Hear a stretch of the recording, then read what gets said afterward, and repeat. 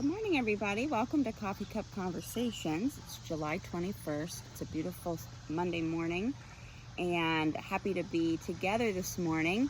Today, we're going to have a little bit of fun. We're going to talk about joy. What kid doesn't love bubbles? And honestly, what adult doesn't love bubbles? So, bubbles kind of lead us into, oh dear, I just got a whole bunch of bubble juice on my glasses. That's great. Well, we're having a party.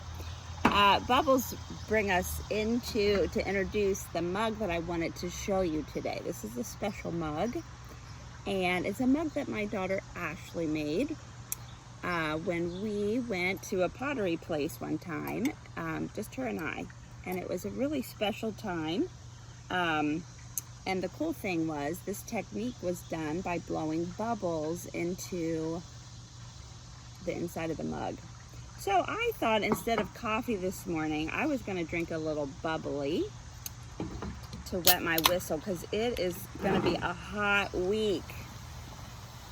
So you know what? Sometimes when we get hot, we get cranky, and we kind of forget how to be a kid and how to have fun.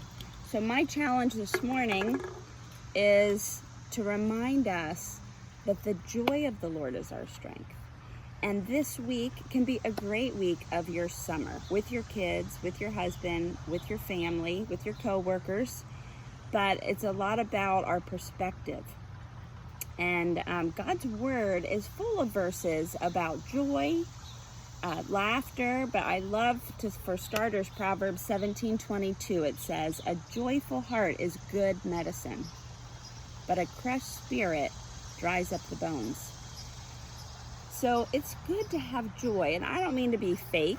Like, I don't want for us to be fake, but you know what? I think we can learn as we're teaching our kids, like, watch from our kids. We can watch, because I think sometimes as we grow up, we forget the simple joys of life. Another great verse is Proverbs 15:13, and this verse says, "A happy heart makes the face cheerful, but heartache crushes the spirit."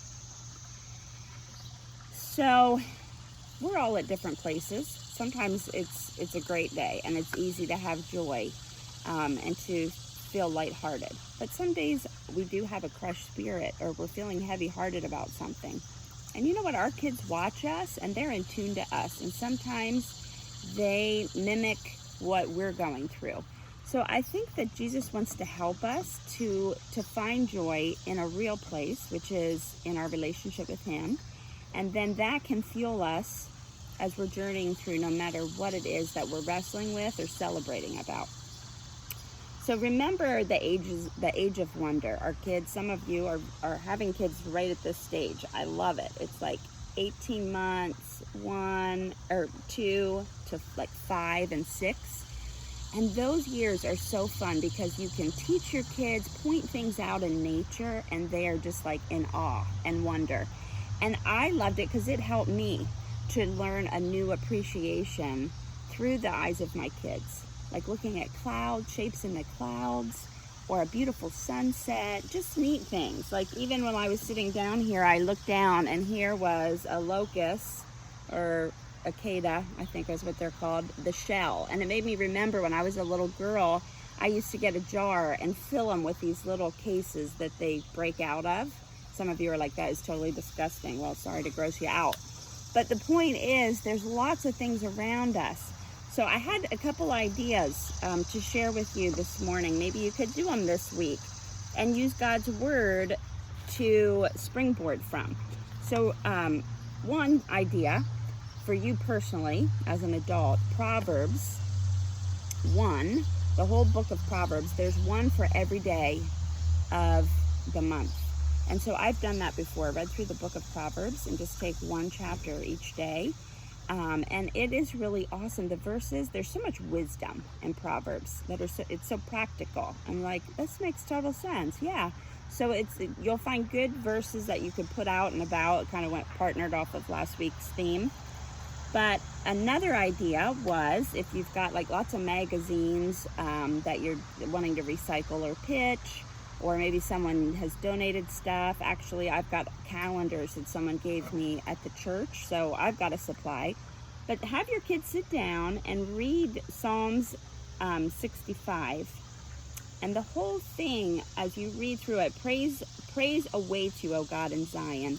And you, as you're reading through it, then it begins to have you look around at things that you would find outside, like the mountains and the roaring seas and the waves, and the morning dawns, and then the sunsets, and the water, all these different descriptions. And kids are so sensory. They love to learn sensory. I love to learn by sensory things, using my eyes, ears, mouth, nose, touch.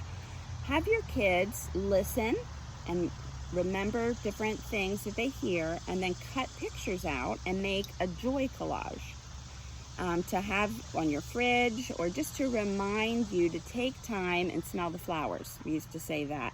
So that was one idea.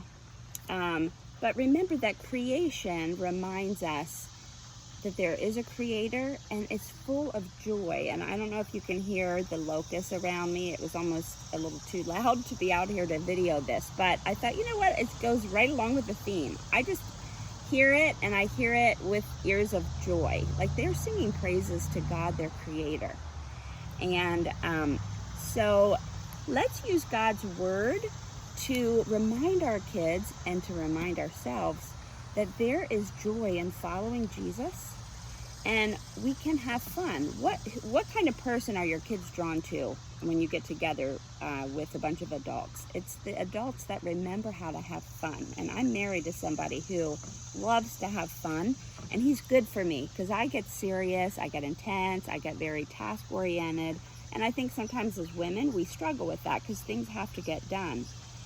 But I want to just continue to learn and grow what it means to enjoy life and to stop and have fun and make good memories with our kids. So this is a fun memory with Ashley. We went and painted pottery together, and these bubbles remind me to let the joy of Jesus just bubble out from the inside out, and it will make our days so much better. So I hope you have a blessed week. Remember to have some fun this week.